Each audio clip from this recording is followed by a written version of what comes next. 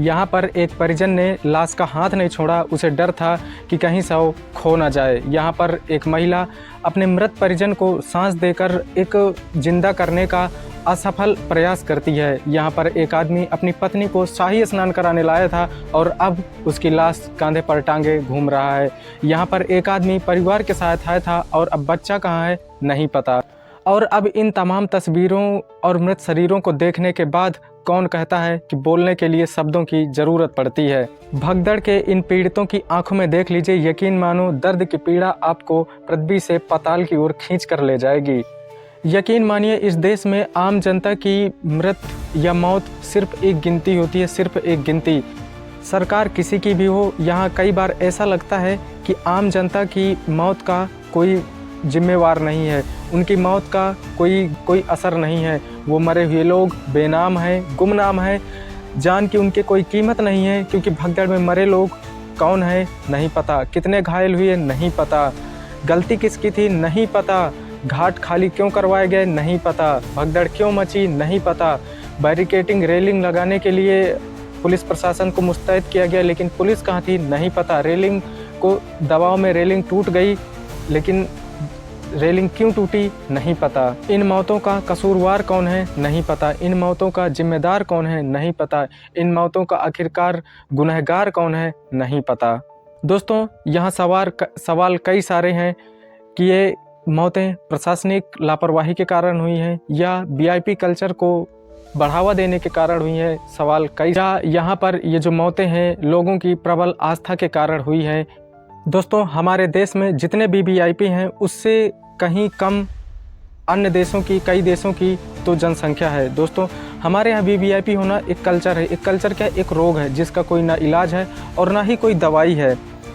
खुद सोचिए आम जनता के लिए जो 3-3 घंटे वहाँ लाइन पर लगकर फिर भी आगे नहीं बढ़ पा रही है, घाट तक नहीं पहुँच पा रही है, वहीं अगर किसी के पास वीआईपी पास है तो वो गाड़ी में बैठकर एकदम हूटर बजाते हुए आम लोगों को साइड करते हुए वहीं घाट तक, संगम स्नान तक पहुँच रहा है। दोस्तों वीवीआईपी के लिए अलग से टेंट लगाए गए हैं, अलग से एक आलीशान बाकायदे वहाँ का माहौल बनाया गया है, उनके लिए अलग से रास्ते बनाए गए हैं ताकि उन्हें किसी प्रकार की असुविधा ना हो। लेकिन आम नागरिक वो 3-3 घंटे लाइन पर लगा रहे, उसे आगे कब बढ़ रहा है पता नहीं, भगदड़ में कितनी देर तक फंसा रहेगा कोई पता नहीं है, घाट तक पहुंच पाएगा कोई पता नहीं है। दोस्तों ये जो वीवीआईपी कल्चर का महत्व है ये आज से नहीं काफ़ी लंबे टाइम से। दोस्तों 1986 में जब महाकुंभ हुआ था तब भी उस टाइम पे ऐसा ही वीवीआईपी कल्चर हुआ था और वहाँ भी भगदड़ मची थी जिसमें करीब 200 से ज़्यादा लोगों की मौत हुई थी। दोस्तों उस टाइम पे वीवीआईपी थे वो हाथियों पर बैठ कर आए थे, लेकिन आज के टाइम पर यानी 2025 में एसयूवी गाड़ियों में, लग्जरीज गाड़ियों में आ रहे हैं। दोस्तों यहाँ एक सवाल है, वीवीआईपी कल्चर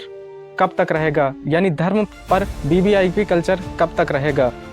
क्या भगवान की नज़र में इंसान के 2 प्रकार के बच्चे हैं, एक अमीर जिनके लिए अलग से व्यवस्था है, एक गरीब जिसके लिए अलग से व्यवस्था है। लेकिन दोस्तों इस वीवीआईपी कल्चर के अलावा सरकार से भी सवाल है। दोस्तों ये बात अलग है कि भगदड़ की भीड़ की जो मौतें हैं उनको देखकर उत्तर प्रदेश के मुख्यमंत्री श्री आदित्यनाथ योगी जी का जो भावुक चेहरा था, जो उनका बात करने का वो देखने लायक था, या जो वायरल हुआ उसे देखते बनता था कि वो इस आस्था को या इन भगदड़ों या इन मौतों को लेकर कितने गंभीर हो गए थे।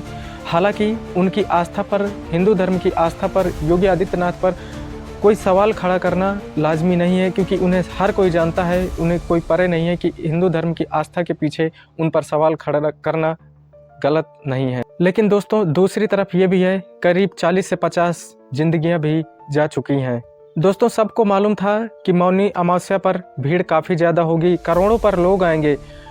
दोस्तों जिन पीड़ितों के परिवारों के परिजन मारे गए हैं उनके सामने टीवी पर कुंभ की व्यवस्थाओं और उनके सामने आंसुओं की दलील करना कोई काम नहीं करेगा। दोस्तों पीड़ितों में कई बार मिलने वाले इस अनुभव को भी छोड़ना नहीं चाहता था और ये सरकार के प्रचार प्रसार से भी हुआ था। और तीसरा, लोगों की प्रबल आस्था। दोस्तों दरअसल महाकुंभ में भगदड़ से पहले वहाँ के कमिश्नर का ये ऐलान आया था, ये माइक द्वारा अनाउंस हुआ था कि भीड़ से दूर रहिए, रास्ते से चलते रहिए, एक जगह इकट्ठा मत होइए, स्नान करते रहिए, स्नान का समय है, स्नान करते रहिए, क्योंकि भीड़ की संभावना ज़्यादा है और भगदड़ मच सकती है। लेकिन दोस्तों सब चालू सुन लें, यहाँ लेटे रहने से कोई फायदा नहीं है। जो सोवत है तो खोवत है।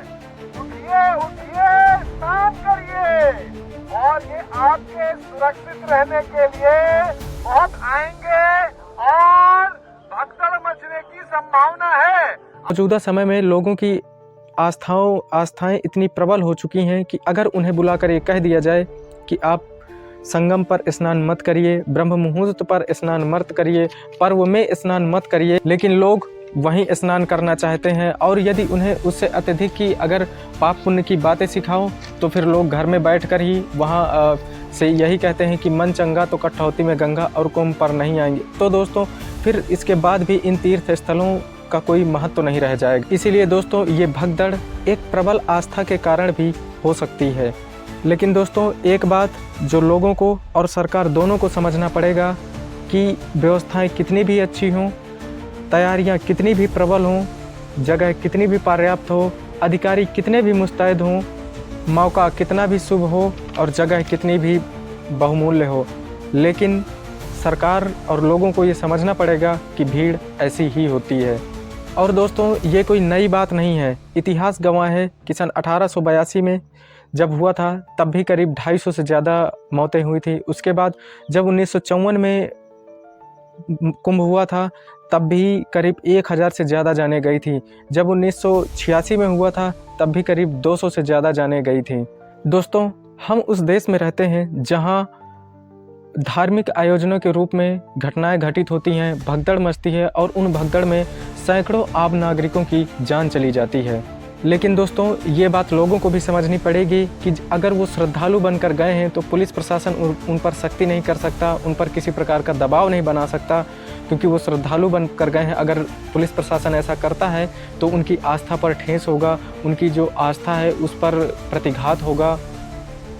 तो दोस्तों लोगों को भी अपनी जिम्मेदारियों का निर्वहन करना होगा, समझना